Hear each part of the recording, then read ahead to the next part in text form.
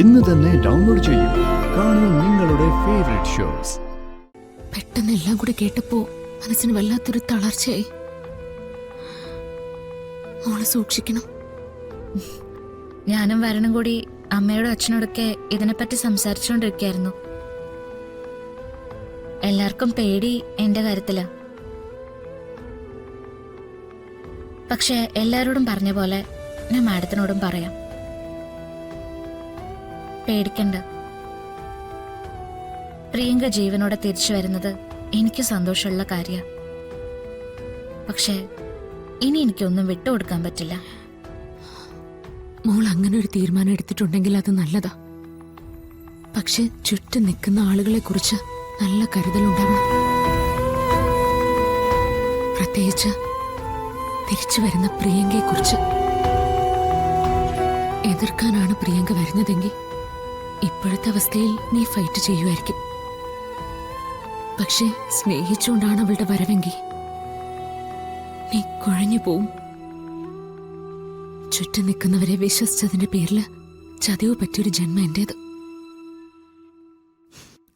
ജന്മനാ സ്വഭാവം മോക്കം കിട്ടിക്കാണില്ലേ?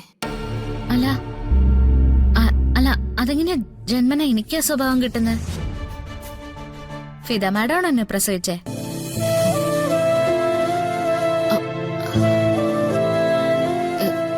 അല്ല, അങ്ങനെയല്ല. ഞാൻ നിന്നെ സ്വന്തം മോളായിട്ടല്ലേ കാണുന്നേ. അപ്പൊ എന്റെ കണക്കുകൂട്ടലില് എന്റെ അതേ സ്വഭാവമൊക്കെ നിനക്കും വരാലോ. അങ്ങനെ പറഞ്ഞതാ. ഫിദ മാഡം പേടിക്കണ്ട.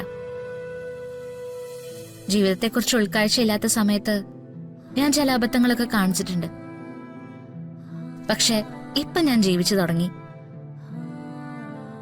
ജീവിതത്തിലെ സന്തോഷങ്ങൾ ആസ്വദിച്ചു തുടങ്ങി.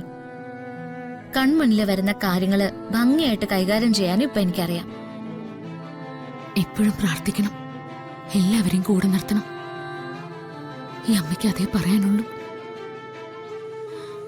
മോൾ ഫോൺ വെച്ചോ?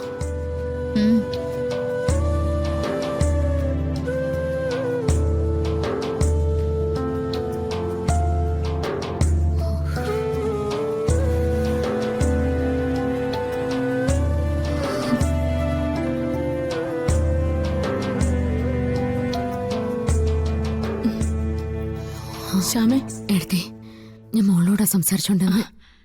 എന്നിട്ട് എന്ത് പറഞ്ഞു രാധിക? അവള് നല്ല ധൈര്യത്തിലാ. പ്രിയങ്ക തിരിച്ചു വന്നാലും അവളൊന്നും വിട്ടുകൊടുക്കില്ലെന്നാ പറയുന്നേ. ആ ധൈര്യം വരണമൊക്കെ കൊടുക്കുന്നുണ്ടാവേ. രാധികയുടെ വരുണിന്റെ ജീവിതം സന്തോഷത്തോടുകൂടി നീങ്ങുന്ന കണ്ടപ്പോ ഒരുപാട് സന്തോഷിച്ചതാ ഞാൻ. പക്ഷേ വിധി എന്നും അങ്ങനെയാ. ശ്യാമയുടെ സന്തോഷങ്ങൾക്കൊന്നും ഒരുപാട് നീളമില്ലല്ലോ. ഓരോന്നായി ദുരന്തം എപ്പോഴും ഇങ്ങനെ തലയ്ക്ക് മുകളിലല്ലേ. എന്റെ മോളെയും അങ്ങനെ വിധി വേട്ടയാടാൻ തുടങ്ങി. നോക്ക് ശ്യാമേ, നമ്മുടെ കൺമുന്നിനുള്ള യാഥാർത്ഥ്യം അംഗീകരിച്ചേ പറ്റൂ. അത് പറഞ്ഞ് തലകുമ്പിട്ടിരിക്കാൻ എളുപ്പോ.